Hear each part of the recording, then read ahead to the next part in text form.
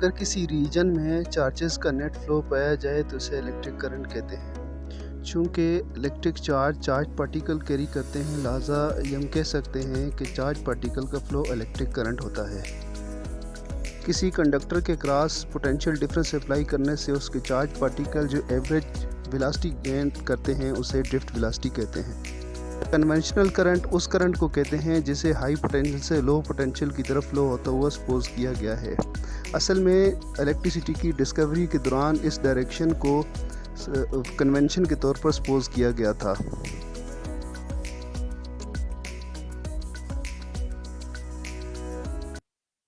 औज़ु बिल्लाहि मिनश शैतानिर रजीम, बिस्मिल्लाहिर रहमानिर रहीम। अस्सलामु अलैकुम।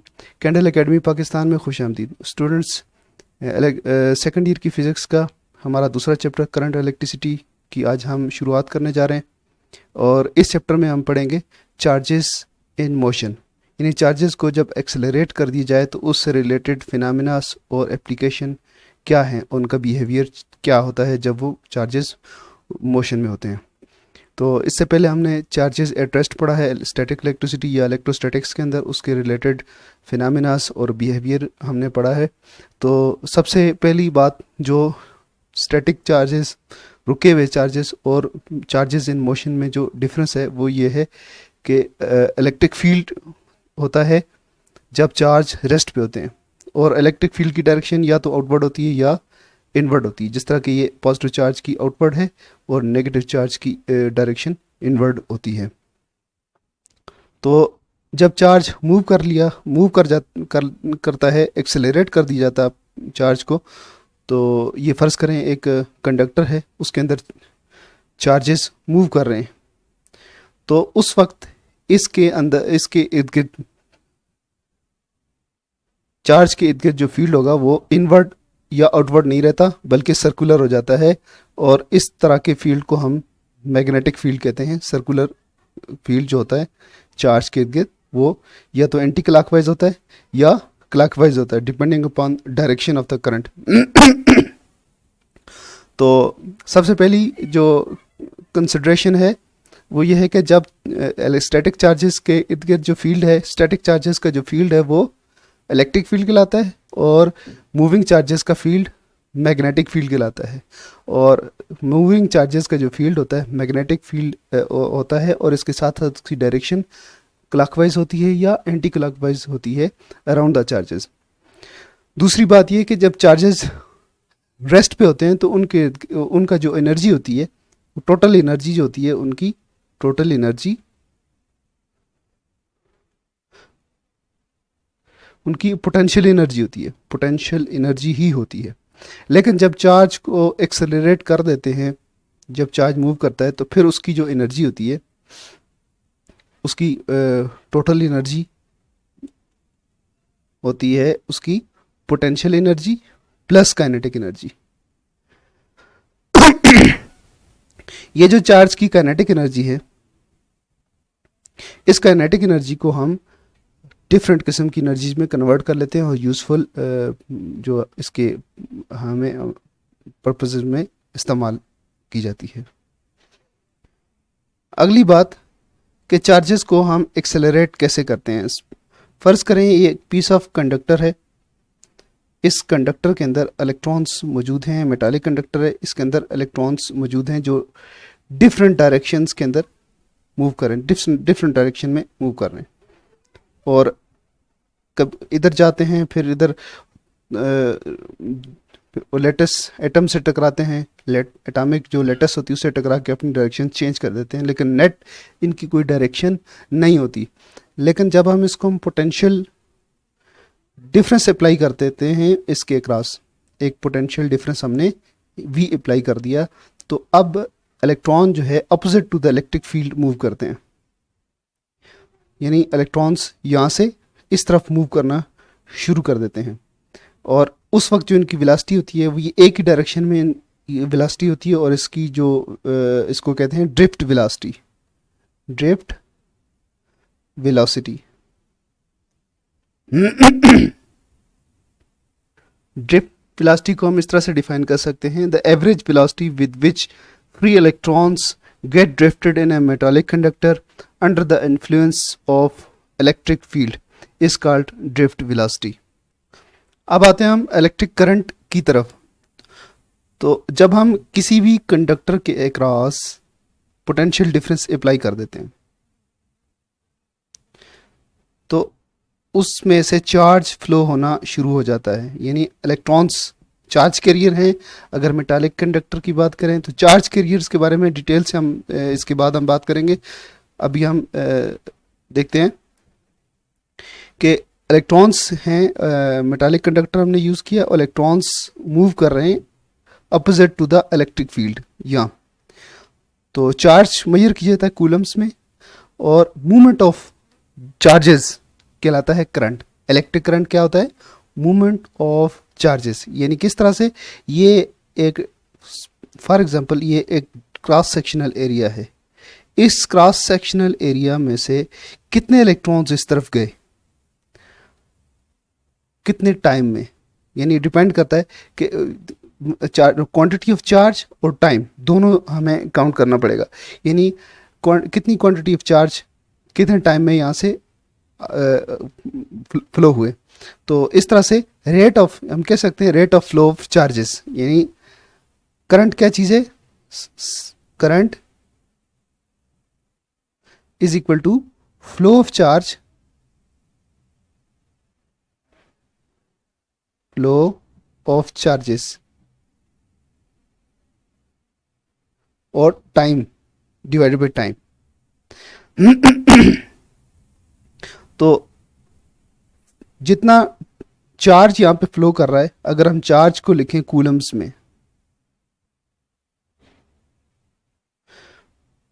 और टाइम को अगर हम डिनोट करते हैं सेकंड में, तो ये कूलम्स पर सेकंड बनता है. यानी delta Q upon delta T. तो इसको कहते हैं 1 एम्पेयर. करंट को हम डिनोट करते हैं आई के साथ. I is equal to Q upon T और ये होता है क्या, किसके बराबर होता है? कूलम्स पर सेकेंड. और 1 कूलम चार्ज अगर फ्लो हो किसी भी क्रॉस सेक्शनल एरिया से 1 सेकंड के अंदर, तो ये इसको हम कहते हैं 1 एम्पेयर इक्वल टू 1 एम्पेयर.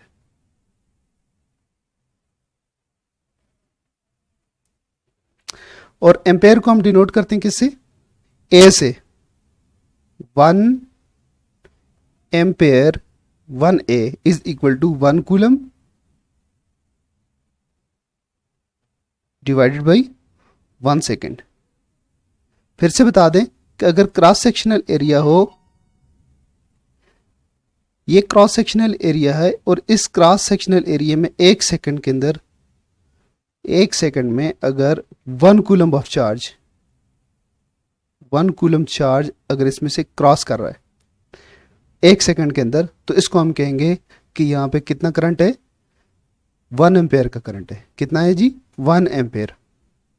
तो इस तरह हम करंट को डिफाइन कर सकते हैं. करंट की डेफिनेशन होगी rate of flow of charges through a cross sectional area of a conductor is called electric current. Mathematical form हमने डिस्कस कर ली. I is equal to Q upon T और इसका जो एसआई यूनिट्स है, SI units Ampere's,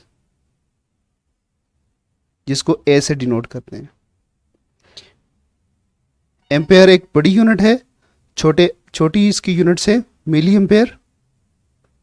milli ampere is equal to 10⁻³ amperes और microamperes 10⁻⁶ amperes. और 1 ampere की डेफिनेशन हम लिख लेते हैं, समझ लिए है, लिख लेते हैं.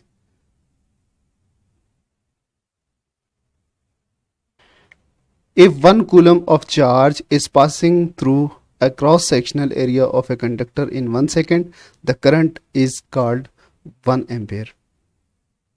इसके बाद हम देखते हैं कि किसी भी सर्किट के अंदर अगर करंट सेटअप हुआ है, करंट फ्लो हो रहा है, तो हम उसको मेजर कैसे कर सकते हैं। फॉर एग्जांपल ये एक लोड है आर एल, लोड रेजिस्टेंस लगी हुई है अक्रॉस द बैटरी। तो यहाँ से करंट फ्लो हो रही है, आई करंट यहाँ से फ्लो हो रहा है। तो हम इस करंट को कैसे फाइंड करेंगे। प्रैक्टिकली हम इस करंट को फाइंड करने के लिए हमें दो तरीके यहाँ पे इस्तेमाल करने होंगे, दो तरीकों से करना पड़ेगा। एम्पेयर मीटर या क्लैंप मीटर। एक आता है एम्पेयर मीटर,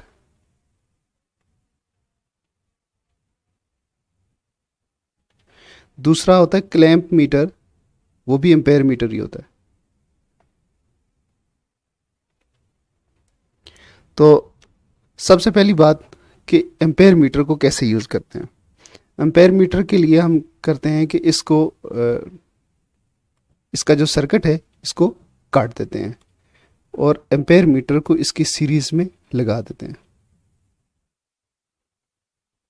एम्पेयर मीटर को सीरीज में लगा दिया और अब इसको अगर यहाँ पे अगर कोई स्विच है तो हम इस स्विच को ऑन करेंगे तो इस रेजिस्टेंस के थ्रू जितना करंट फ्लो होगा तो वो एम्पेयर मीटर के ऊपर आ जाएगा। डिजिटल आजकल मल्टीमीटर्स आते हैं, तो वो काफ़ी हद तक एक्यूरेट करंट की मेजरमेंट हो जाती है। दूसरा है क्लैंप मीटर। तो क्लैंप मीटर का ये एडवांटेज है कि उसमें आपको सर्किट को काटना नहीं पड़ता, बल्कि एक वायर को आपने क्लैंप करना होता है।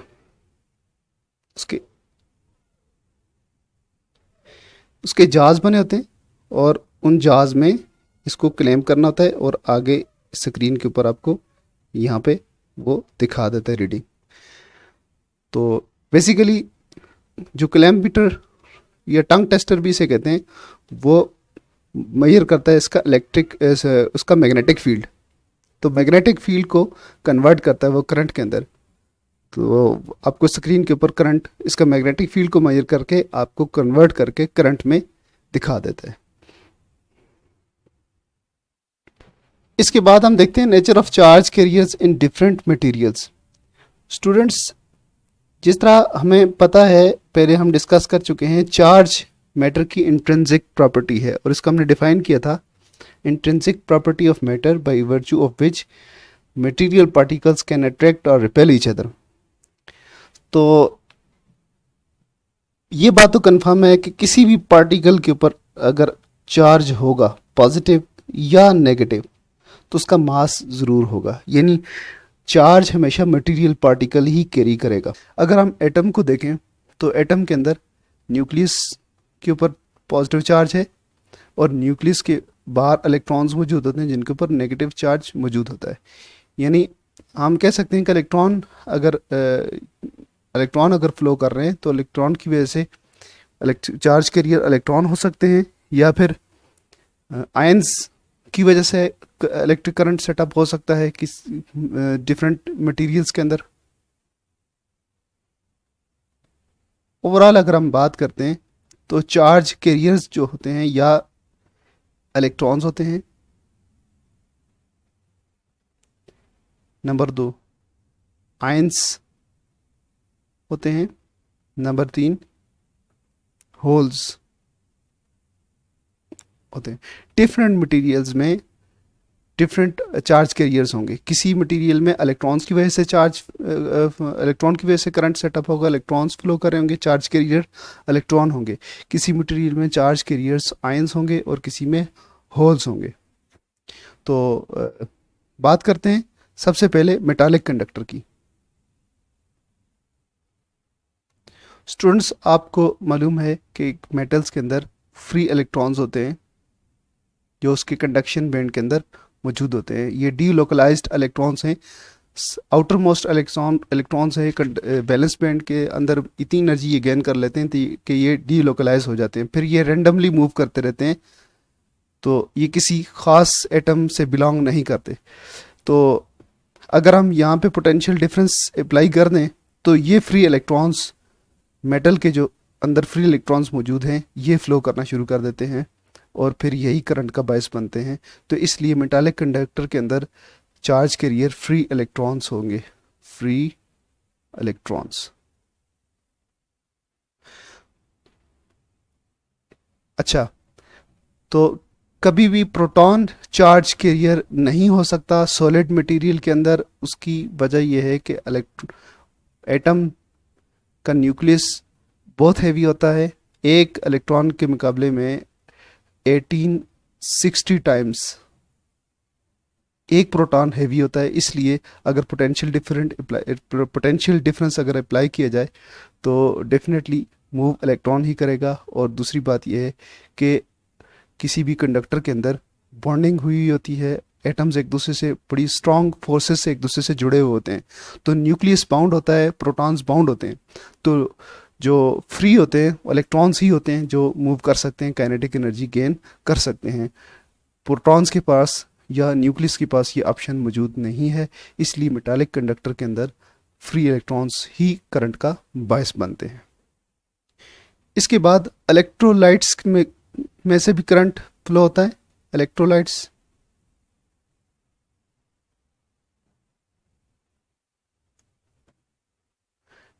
इलेक्ट्रोलाइट्स क्या होते हैं?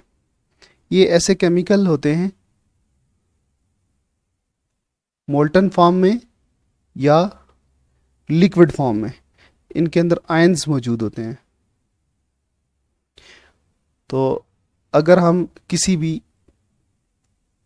इलेक्ट्रोलाइट में अगर इलेक्ट्रोड इस तरह से डिप कर लें और उसके क्रॉस अगर हम किसी बैटरी को कनेक्ट कर दें, पोटेंशियल डिफरेंस प्रोवाइड कर दें, तो इन दो टर्मिनल के दरमियान जो करंट फ्लो होगा वो आयंस की वजह से होगा, क्योंकि अब चार्ज कैरियर्स यहाँ पे आयन मौजूद हैं और लिक्विड में आयंस फ्रीली मूव कर सकते हैं। मोल्टन स्टेट में या सॉल्यूशन की फॉर्म में अगर आयन मौजूद है तो चार्ज कैरियर इलेक्ट्रोलाइट में आयंस होंगे। अगर हम इस तरह से इलेक्ट्रिसिटी अप्लाई करते हैं, पोटेंशियल डिफरेंस अप्लाई करते हैं, तो ये हमारे पास नेगेटिव टर्मिनल है। तो यहाँ पे इलेक्ट्रॉन्स एक्सेस ऑफ इलेक्ट्रॉन है, यहाँ पे एक्सेस ऑफ प्रोटॉन्स है। तो होता ये है कि इस टर्मिनल से नेगेटिव आयंस इस तरफ मूव करना शुरू कर देते हैं और पॉजिटिव आयंस इस तरफ मूव करना शुरू कर देते हैं। और इस तरह से करंट जो है इलेक्ट्रोलाइट के अंदर सेटअप हो जाता है due to motion of ions. इसके बाद हैं गैसेस। गैसेस में नॉर्मली गैसेस से इलेक्ट्रिसिटी कंडक्ट नहीं होती, लेकिन बहुत ज़्यादा हाई पोटेंशियल अगर अप्लाई कर दिए जाए या फिर हम किसी गैस को अगर डिस्चार्ज ट्यूब के अंदर इनक्लोज कर दें और प्रेशर इसका काफ़ी लो कर दें और बहुत हाई वोल्टेज हम अप्लाई कर दें, तो इसमें जो गैस के मॉलिक्यूल्स मौजूद होते हैं वो आयनाइज हो जाते हैं और इसका जो करंट होता है वो आयंस की वजह से भी होता है और इलेक्ट्रॉन्स भी की वजह से भी होता है, क्योंकि गैस के जो पार्टिकल इलेक्ट्रॉन छोड़ देंगे हाई पोटेंशियल की वजह से तो वो इलेक्ट्रॉन्स भी फ्रीली मूव करेंगे opposite to the direction of electric field और आयंस भी मूव करेंगे। तो गैसेस के अंदर जो चार्ज कैरियर होंगे वो आयंस भी होंगे और इलेक्ट्रॉन्स भी हो सकते हैं।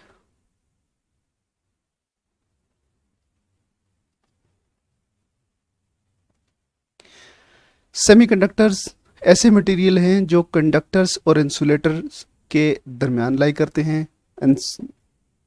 और कंडक्टर क्या होते हैं? वो मटेरियल जिसमें से इलेक्ट्रिसिटी पास कर जाए उसे उन्हें ऐसे मटेरियल्स को कंडक्टर्स कहते हैं, और वो मटेरियल जिनमें से इलेक्ट्रिसिटी पास ना कर सके उनको इंसुलेटर्स कहते हैं। तो इंसुलेटर्स और कंडक्टर्स के बीच के जो मटेरियल है वो सेमीकंडक्टर्स कहलाते हैं। तो इसकी डिटेल हम आगे इलेक्ट्रॉनिक्स वाले चैप्टर में पढ़ेंगे कि सेमीकंडक्टर्स क्या होते हैं, किस तरह से कंडक्ट करते हैं इलेक्ट्रिसिटी को। तो बहरहाल यहाँ पे हम बात कर रहे हैं कि सेमीकंडक्टर्स के अंदर चार्ज कैरियर क्या होंगे। सेमीकंडक्टर के अंदर चार्ज कैरियर या इलेक्ट्रॉन्स होंगे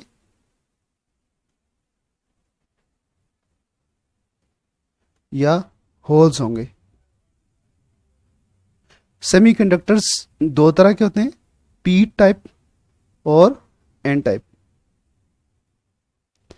पी टाइप में से जो चार्ज कैरियर पी टाइप में होते हैं वो होल्स होते हैं, और एन टाइप के अंदर जो इलेक्ट्रॉन चार्ज कैरियर होते हैं वो इलेक्ट्रॉन होते हैं। इलेक्ट्रॉन्स का तो आपको पता है, इसके ऊपर इलेक्ट्रॉन के ऊपर नेगेटिव चार्ज होता है -e। होल्स क्या होते हैं? होल्स के ऊपर प्लस का चार्ज होता है, ये इक्वल टू 1 प्रोटॉन होता है। एक्चुअली ये बॉन्ड कैपेसिटी होती है, इसके बारे में डिटेल से हम बाद में बात करेंगे, लेकिन अभी शॉर्टली आपको बता दें कि जिस तरह ये सिलिकॉन है, तो सिलिकॉन 4 बॉन्ड बना सकता है। तो ट्राईवेलेंट अगर मटेरियल के साथ इसकी बॉन्डिंग की जाए, डोपिंग की जाए, तो इसका एक इलेक्ट्रॉन जो है वो बच जाता है, जो कि बॉन्ड बना सकता है।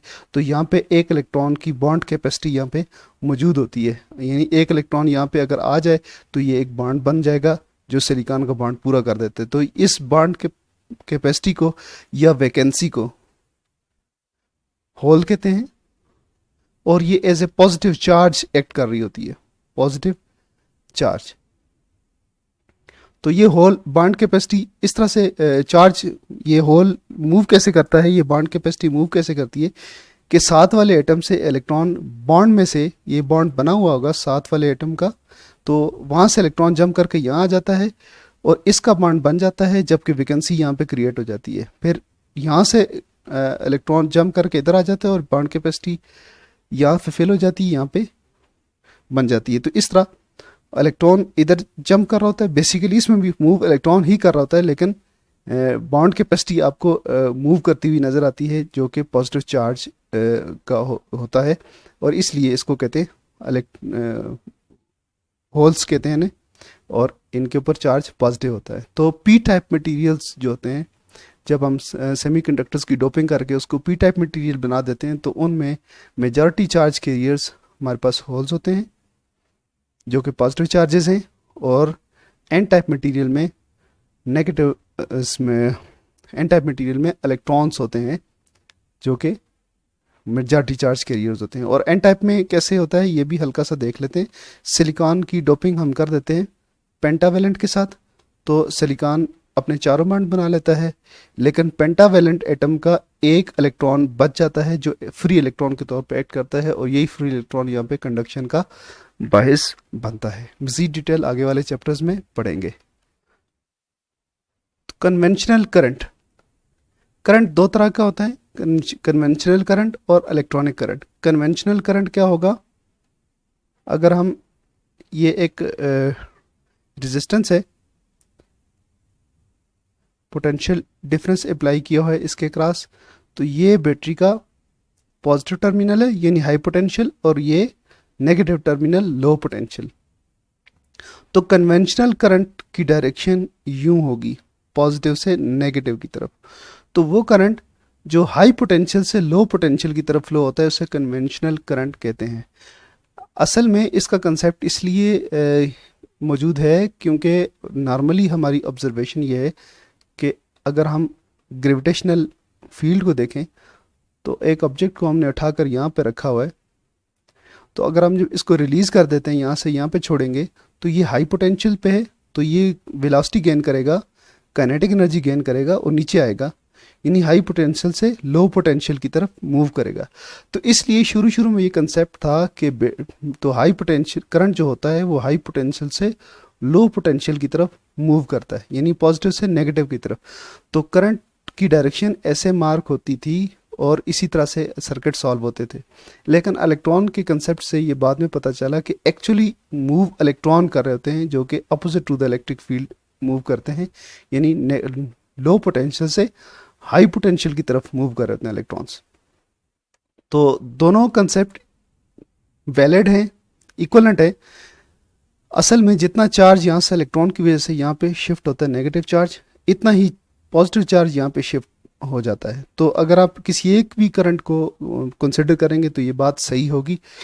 इस वजह से अब दो तरह का करंट जो है वो मार्क किया जाता है, conventional current, current due to flow of positive charges, या current which flows from high potential to low potential. इसी तरह फिर इलेक्ट्रॉनिक करंट का भी आपको पता चलेगा। इलेक्ट्रॉनिक दूसरी टाइप है इलेक्ट्रॉनिक करंट। तो current due to flow of electrons, जो या फिर हम कह सकते हैं कि the current which flows from low potential to high potential is called electronic current. किसी भी मटेरियल में अगर इलेक्ट्रिक करंट फ्लो करता है तो उसमें डिफरेंट इफेक्ट्स प्रोड्यूस कर सकता है। तो उसमें नंबर एक है हीट। अगर करंट किसी भी कंडक्टर से फ्लो करेगा तो उसके पार्टिकल्स के साथ बेसिकली एटम के साथ कोलाइड करके अपनी एनर्जी, काइनेटिक एनर्जी को लूज़ करेगा और ये काइनेटिक एनर्जी शिफ्ट कर देगा एटम्स को। एटम्स वाइब्रेट करेंगे और इस तरह से कंडक्टर के अंदर हीट प्रोड्यूस हो सकती है करंट की वजह से। नंबर दो, लाइट। तो किस बाज़ ऐसे मटेरियल हैं कि जिनमें से इलेक्ट्रिसिटी पास की जाए तो उनके अंदर ग्लो पैदा हो जाता है, लाइट इमिट होना शुरू हो जाती है। तो करंट किसी भी कुछ कुछ मटेरियल्स हैं जिनमें लाइट प्रोड्यूस कर देता है। तीसरी चीज़ है केमिकल चेंज।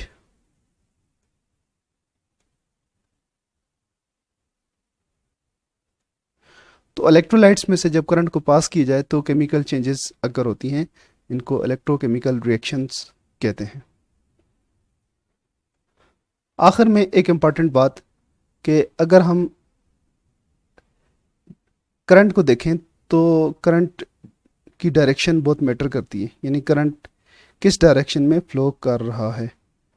अब अगर हम इस सर्किट में देखें तो यहाँ हम इलेक्ट्रॉनिक करंट की डायरेक्शन को हम मार्क करें तो वो इस तरफ से होगा, यानी लोड से इस तरफ फ्लो कर रहा है। अगर बैटरी हमने ऐसे कनेक्ट की है, बैटरी के ये पोलैरिटी है, पोलैरिटी हम रिवर्स कर दें तो करंट की डायरेक्शन तब्दील हो जाती है।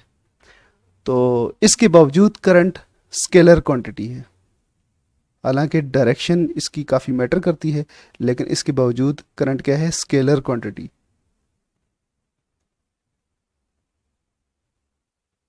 उसकी वजह क्या है?